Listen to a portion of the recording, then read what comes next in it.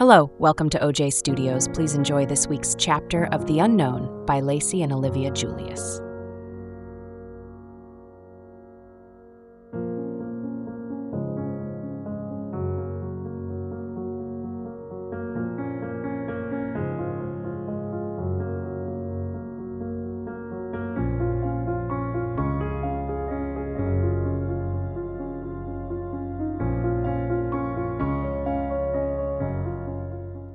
I woke up to my mom knocking on my door.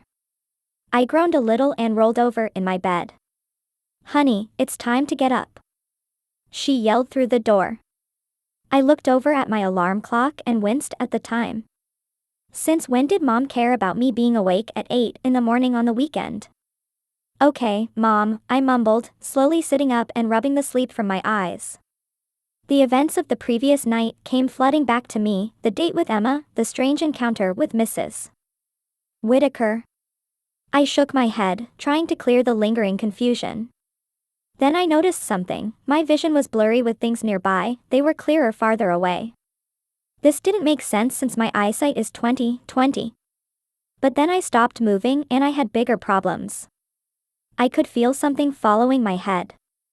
I reached up to touch my hair and froze. I always kept my hair short. It was always in one of Coach's approved haircuts that he made his players wear.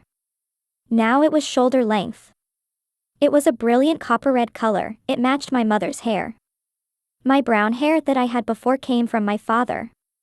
Panic surged through me as I stumbled out of bed and rushed to my desk. There I found a pair of glasses and I put them on, finally being able to see clearly. I then looked at the mirror that was hanging above my desk. The reflection that stared back at me was unrecognizable.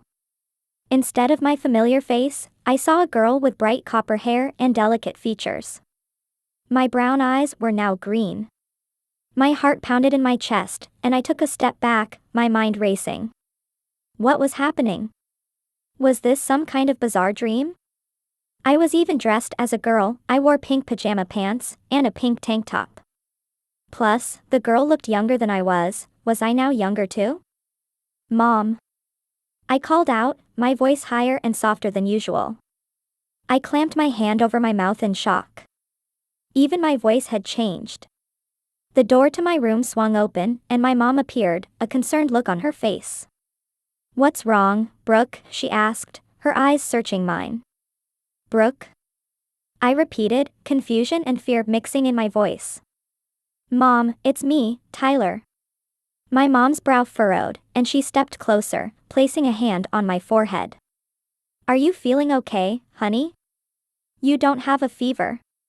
"I'm not Brooke," I insisted, backing away. "I'm Tyler. Your son." She looked at me with a mixture of confusion and concern.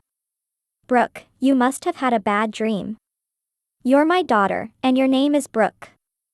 I shook my head, my mind spinning. How could this be happening? I had gone to bed as Tyler, and now I was waking up as Brooke, and no one seemed to remember who Tyler was. "Mom, please," I pleaded, tears welling up in my eyes. "I'm not supposed to be a girl. I'm Tyler." My mom's expression softened, and she pulled me into a hug. "Shh. It's okay, sweetheart. Maybe you just need to wake up more. Why don't you get dressed, and we'll talk more downstairs?" I nodded numbly, my mind still reeling from the shock. As she left the room, I turned back to the mirror, trying to make sense of what had happened. How could my entire world have changed overnight? And why was I the only one who seemed to remember Tyler? I opened my closet, finding it filled with clothes that were distinctly not mine. But luckily it wasn't like Emma's closet, there wasn't a whole rack of girly dresses in the closet. There was like 2 or 3 dresses in there. There was part of the closet filled with girly tops, but there were also a lot of t-shirts. With a heavy sigh, I pulled out a t-shirt, trying to find something that felt familiar. I reached into the dresser and grabbed a pair of jeans. Then I opened my underdrawer and found panties of every color instead of my boxers. I picked one up out of random and sighed, I was going to have to wear one of them. Then I saw the bras next to them. I sighed and looked down at the 2 mounds that were now on my chest. I have never worn a bra before. I picked up a simple bra, fumbling with the unfamiliar straps and hooks. After a few frustrating attempts, I managed to put it on. The sensation was strange and uncomfortable, but I forced myself to focus. I needed to figure out what was happening. Dressed and somewhat composed, I headed downstairs, my mind still racing. How am I in this body? Why doesn't my mom remember me as Tyler? And how do I change back? My mom was in the kitchen, making breakfast. The smell of bacon and eggs filled the air, but my appetite had vanished. "Good morning, Brooke," she said with a warm smile. "Feeling better?" I nodded slowly, taking a seat at the kitchen table. "So ready for dress shopping today?" Mom asked as she put a plate in front of me. I froze for a second in fear. "Aw no, you're not getting out of this, Brooke," Mom said, looking down at me sternly. "Friday is your first high school dance, and it's homecoming. I'm not going to allow you to miss an important milestone in your high school career." My heart sank. The idea of going dress shopping, something I had never done and never wanted to do, filled me with dread. But I needed to play along if I was going to figure out what was happening. "Right," I said, trying to sound enthusiastic. "Homecoming." Mom gave me an approving nod and turned back to the stove. I picked at my breakfast, my mind racing. How was I going to survive a day of dress shopping?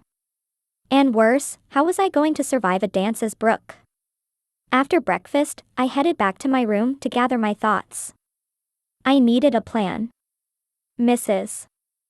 Whitaker was the only one who might know what was going on, but confronting her again seemed impossible without more information. For now, I had to focus on getting through the day. I looked in the mirror again and saw the girl looking back at me. I guess it could be worse. I could be stuck as a girl and 8 years old, or even as a baby. "Focus, Tyler," I whispered. "Just stay calm." I took a deep breath and let it out. "You're in a different reality and we need to figure out how to get out of it."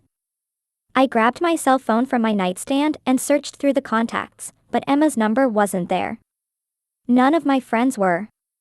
In fact, the only numbers I had were my mom's, my dad's, and a few relatives. Other than that, my contact list was empty. "Okay, new plan," I whispered. "Survive today and go see Emma tomorrow morning, tell her what happened and beg her to get her grandma to change me back.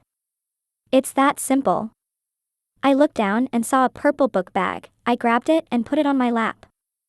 I looked in the small front pocket and to my relief, I found a school ID. I looked at it and to my shock, it revealed that I was Brooke Avery Matthews, a high school freshman. I went from a senior to a freshman in high school. Then the words that I dreaded hearing came from my mom yelling up the stairs. "Time to start our girls' day."